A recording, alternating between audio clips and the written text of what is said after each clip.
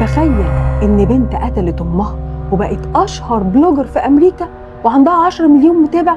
طب خد التقيل، ده بيحتفلوا بيها، بيستضيفوها في أهم برامج في أمريكا.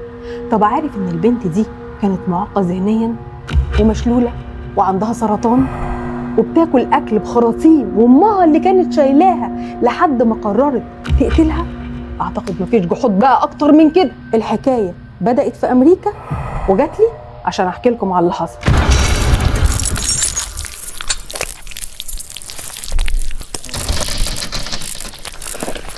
عشان تستوعبوا البشاعة لازم نرجع لسنة 1991. ديدي خلفت بنتها جيبسي، ومن أول شهر بدأ الهس هس. ديدي كانت ممرضة سابقة وعارفة المصطلحات الطبية كويس، وبدأت تقنع الأب والدكاترة إن البنت عندها حاجة اسمها انقطاع نفس وهي نايمة شوية، وقالت لك الحق دي عندها خلل في الكروموزومات. لما جيبسي وصلت لسن 7 سنين وقعت وقعة بسيطة خالص، عادي زي كل الأطفال من على العجلة، خبطة في الركبة، أي طفلة بتقوم منها عادي. لكن ديدي قررت إن دي فرصة العمر، قعدت بنتها على كرسي متحرك وقالت للعالم الحقوني بنتي اتشلت. تخيلوا بقى الرعب، بنت بتمشي على رجليها عادي، أمها تجبرها تقعد على كرسي متحرك وتفهمها إنها لو حاولت تقف هتقع وعضلاتها هتتكسر وهتموت. مش بس كده، ديدي كانت بتحلق شعر بنتها بالموس كل أسبوع عشان توهم للناس إنها بتاخد كيماوي من السرطان. المصيبة الأكبر إنها ركبت لها أنبوبة للتغذية على معدتها. جيبسي كانت بتجوع وكانت بتقدر تبلع، بس أمها كانت بتجبرها تاكل الأكل سوائل من خلال الخرطوم. طب إزاي الدكاترة ما عرفوش وما اكتشفوش اللعبة اللي كانت ديدي عاملاها؟ ديدي كانت شيطانة فعلا بملامح ملاك. كانت بتروح لدكتور الأسنان وتقول له بنتي أدوية الصرع بوظت لها أسنانها، وتفضل تضغط عليه وتغير دكاترة لحد ما الدكتور اللي قدامها يقتنع باللي هي بتقوله، وفي غرفة العمليات ينفذ اللي هي بتقول عليه، لدرجة إن هي خلتهم يخلعوا كل أسنانها عشان يبقى شكلها إن هي مريضة وفعلا عندها مشكلة كبيرة. جيبسي كانت بتعيش في حفلة تعذيب يومية. الأم كانت بتنقط لها في عينيها قطرات بتعمل جفاف، وبتحط لها مادة بتزود اللعاب عشان تبدو إن هي متخلفة عقليا. كل ما جيبسي تحاول تعترض أو تقول يا ماما أنا حاسة إن أنا كويسة، ديدي كانت بتتحول لوحش، تضرب وتربطها في السرير وتحرمها من الأكل.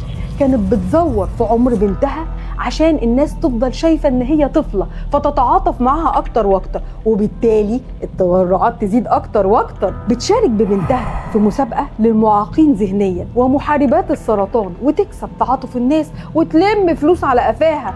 ونقلت في بيت جديد وكبير على نفقة الدولة على حس البنت الغلبانة، وتطلع في لقاءات ويتم تكريمها كأم مثالية مهتمة ببنتها وبتضحي بصحتها. شفتوا قذارة أكبر من كده؟ ديدي كانت مريضة نفسيا، كانت مريضة بالنرجسية، بتعشق الشهرة، بتموت في الفلوس اللي بتيجي من ورا مرض بنتها. كانت بتاخد سكن مجاني وتبرعات بآلاف الدولارات ورحلات وتقابل مشاهير وتطلع في مقابلات تلفزيونية. ودايما كانت بتمسك ايد بنتها وهي بتتكلم عشان لو ظهر في كلامها أي حاجة ما تعجبهاش تروح ضغط على ايد البنت عشان ممكن يبان ان هي مش معاقة ذهنية، فتضغط جامد عشان تكمل في النجاح والشهرة. حياة بنتها اللي بتتدمر كانت هي الثمن. جيبسي كبرت وبدأت تدرك ان في حاجة غلط. ففي نص الليل لما امها كانت بتنام، كانت جيبسي بتقوم من الكرسي تمشي في البيت عادي وتفتح الثلاجة وتشيل الخرطوم وتاكل من الحلويات، وتكتشف ان هي مش بتموت زي ما هي مفهماها. في سنة 2012 جيبسي عملت حساب سري على فيسبوك وقابلت عليه شاب اسمه نيكولاس جورجون. شاب ما كانش مظبوط نفسيا وعنده اضطرابات كتير، بس جيبسي شافت فيه الفارس اللي هينقذها من العذاب اللي هي كانت فيه. بدأوا هما الاتنين يخططوا ازاي جيبسي تحاول تهرب من اللي هي فيه، بس امها قفشتها وربطتها في السرير لمدة أسبوعين وحلقت لها شعرها على الزيرو، وهددتها انها لو حاولت تهرب تاني هتبلغ الشرطة ان جيبسي مجنونة. ساعتها بس البنت اتأكدت ان الكابوس ده مش هيخلص غير بموت حد فيهم، يا هي يا امها. وبعتت للشاب اللي كانت اتعرفت عليه اللي اسمه نيكولاس وقالت له تعالى اقتلها وخدني معاك. ما كانش فيه خلاص ليها غير كده. في يونيو 2015 جيبسي فتحت باب البيت لنيكولاس وادت له السكينه وشاورت له على اوضه امها، استخبت في الحمام وغطت ودنها لحد ما سمعت اخر صرخه للست اللي دمرت حياتها وهربت لولايه تانية. جيبسي كانت فاكره ان هي كده اتحررت، وبعد ما هربت كتبت بوست على اكاونت امها على الفيسبوك قالت فيه لقد ماتت هذه الساقطه. وده اللي خلى الشرطه فعلا تكتشف الجريمه، واول حاجه تخيلوها ان القاتل عمل حاجه في البنت المشلوله، وفضلوا يدوروا عليها وبداوا يتتبعوا الجهاز اللي اتكتب منه البوست. وفي اقل من 48 ساعه كانت امريكا كلها بتتصدم ان اللي قتلت ديدي هي بنتها جيبسي روز، وان جيبسي روز البنت اللي البلد كلها بتجمع لها تبرعات وماشيه على كرسي متحرك صحتها زي الفل. في التحقيقات جيبسي قالت جمله هزت امريكا كلها، قالت انا اول مره احس بحريتي وانا عايشه في السجن.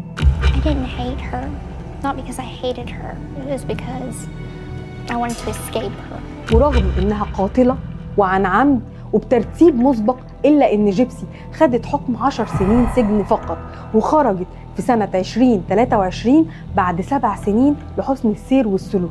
وهي دلوقتي واحده من اهم نجوم السوشيال ميديا، عندها 10 مليون متابع ومشهوره جدا.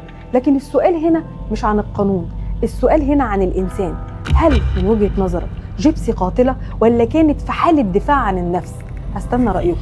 كانت معاكم ايفون نبيل، وكل اللي سمعتوه ده حصل.